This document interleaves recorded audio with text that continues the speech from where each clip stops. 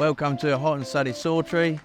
We're just off the A1 erecting a new Moto Services.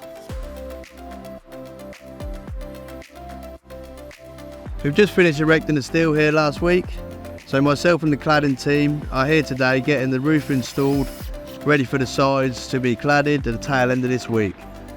The roof is coming on 4 lorries. We've had the first 3 lorries here this morning already.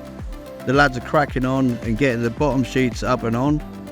We'll then follow along with the top sheets and get it all secured down and finished. The roof is in 2 sections. We've got a 17 metre panel and a 16 metre panel. We've got an SDM crane here helping us with the lift today to get it done as soon as possible for the client. We've also got a bit of team here today as it's a big job to get done. So we've got some guys on the floor sending the panels up, and we've got more guys on the roof getting the panels into place. The main client is Broham's. They've been really good to work for so far.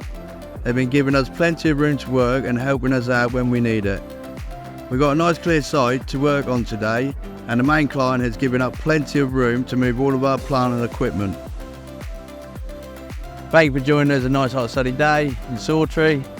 Hope you enjoyed the video and look out for the next one.